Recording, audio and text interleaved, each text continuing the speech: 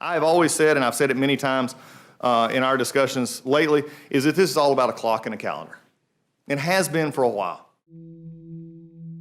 Proper process leads to proper results, and we've not had any of that in this process. I'm a House and Senate leadership reporter, but I have been basically an impeachment reporter full-time since the inquiry officially began. Today, I'm announcing the House of Representatives moving forward with an official impeachment inquiry. Today, the House Rules Committee was considering the articles of impeachment. If you don't think it's a big deal for the President of the United States to shake down foreign governments and pressure them to get involved in our campaigns, just tell us so, but don't make up all of these other fairy tale explanations for what was going on. That took 8 hours. They're taking a break because they still have to bring in, they still have to debate the rule. That's what I'm worried. So we're not done. We're not done. I've stopped taking guesses at when I will leave after impeachment-related hearings because I've never been right. If I'm optimistic, all it means is that I don't pack enough snacks. We don't want to impeach a president. We don't come out here to impeach a president just because. But when a president thinks that he is above the law, we have to correct him. Yes! We expect our elected officials to correct him.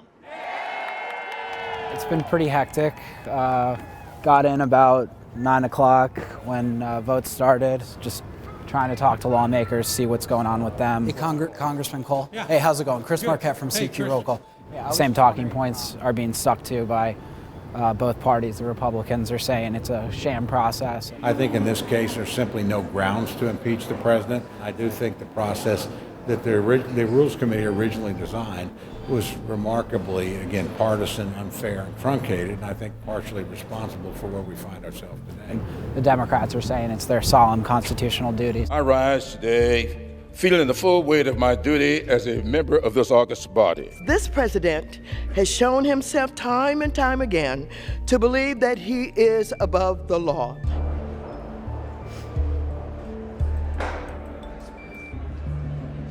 I guess in some ways it is kind of like watching a drama. A lot of theatrics. Pontius Pilate afforded more rights to Jesus than the Democrats have afforded this president in this process. Being up in the chamber, my job is to write about what they're doing. My colleagues are chasing them around on the second floor of the Capitol while I'm on the third floor. I'm extremely fortunate to have another colleague in the chamber with me, so we've been trading off a little bit. I took a lunch break, and she's covering for me now, which is awesome. I actually do have to get back to Slack.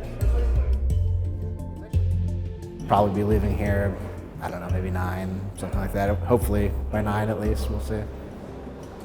The yeas are 229, the nays are 198, present is 1, Article 2 is adopted.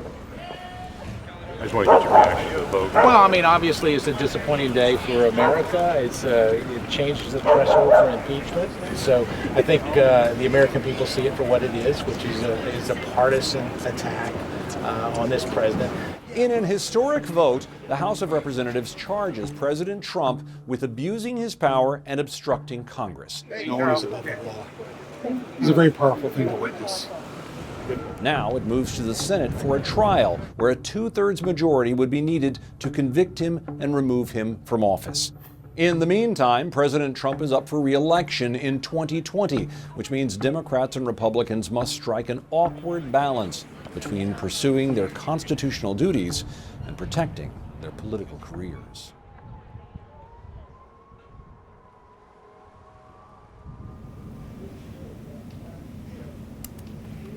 I feel like it's kind of closure for Democrats. They,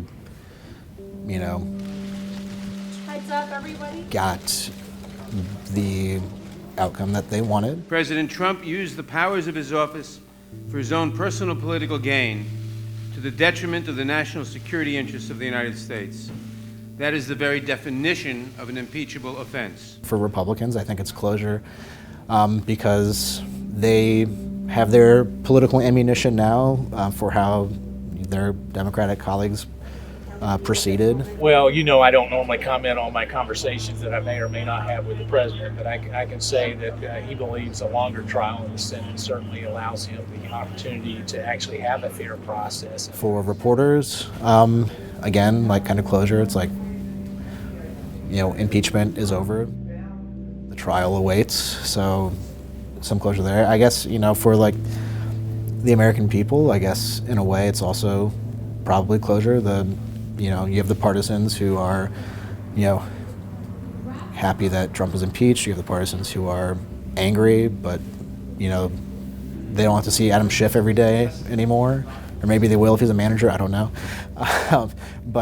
So I think everybody kind of feels a little bit of closure, even though that means kind of different things for the two different sides.